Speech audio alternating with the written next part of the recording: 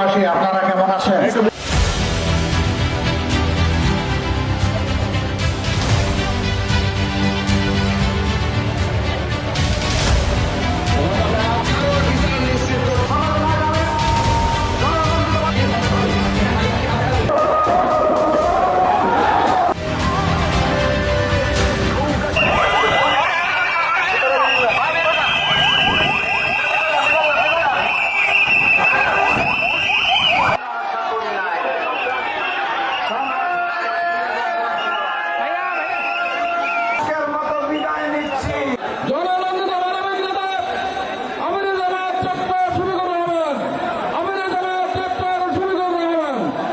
আলহামদুলিল্লাহ রাব্বিল আলামিন।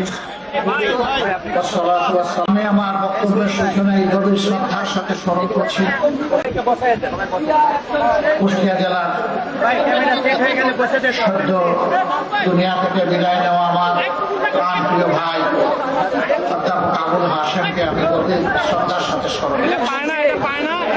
এখানে আপনাদের অনেকগুলা সমস্যা আছে।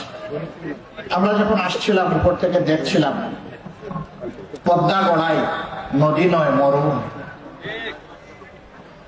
এটা যখন মরুভূমি হয়ে গিয়েছে তখন উপর থেকে যখন ঢলের পানি আসে তখন আর নদীতে থাকে না, দুই কুল উপচে পড়ে দুই কুল ভাসিয়ে সব কিছুকে তছনছ করে দেয়।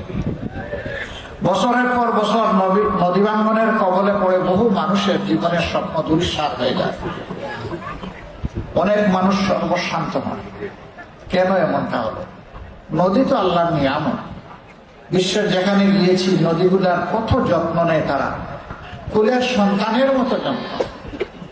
নদীর যাতে কোনো ক্ষতি না হয়, তার নাব্যতা, তার স্রোত, তার পানি ধারণের ক্ষমতা এবং পানির স্বচ্ছতা শতভাগ নিশ্চিত করার জন্য তারা জান প্রাণ দিয়ে চেষ্টা করে।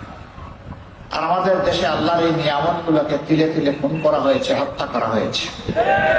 এই নদী খননের জন্য প্রত্যেক বছর বাজেট থাকে। নদী খননের সমস্ত টাকা পেট মুখ দিয়ে ঢুকে পেটের ভিতরে চলে যায়, নদীর বালি আর উঠে না, খননও হয় না। শুধু কি নদী না, উন্নয়নের নামে 54 বছর কম বেশি যারাই ক্ষমতায় গিয়েছেন এই একই কাজ তারা করেছে। যুবকরা ইতিমধ্যে রায় দিয়ে দিয়েছে, 5টা বিশ্ববিদ্যালয়ে নির্বাচনের মাধ্যমে যুবক যুবতীরা তারা বলেছে আমরা পরিবর্তন চাই এবং আমরা ন্যায় ইনসাফের পক্ষেই থাকতে চাই। বিভিন্ন নারীদেরকে উস্কানি দেওয়া হয়, বলে যে পাল্লার বিজয় হলে আপনার কেমন লাগবে? আলহামদুলিল্লাহ ডেসপারেটলি এখন মারা বলতেছেন ভালো লাগবে। আপনি কারে সমর্থন করেন? আমি পাল্লারে সমর্থন করি। পাল্লা সমর্থন করলে এই পোশাক তো আপনি করতে পারবেন, এখন পরবো না। তখন পোশাক যেমন হওয়ার দরকার তেমন পরবো, আপনি পোশাকও পরবেন না। এই পাল্লা কেন বিজয়ী হবে? যে আমি চাই দেশটা ঠিক হোক। জিজ্ঞেস করে জামাতের কোন জিনিস তোমার ভালো লাগে? পুরো জামাতকেই আমার ভালো। বিশিষ্ট আলেমের দিন অধ্যক্ষ মৌলানা বেলাল, ওনার হাতে আমরা ইসলামের প্রতি দাঁড়িয়ে পাল্লা তুলে দিলাম। ঘরে শক্ত করে উঁচু করে ধরে আমরা ইনশাআল্লাহ ন্যায় বিচারকে সমাজে প্রতিষ্ঠিত করবো। ইনশাআল্লাহ বিচার সকলের জন্য সমান হবে।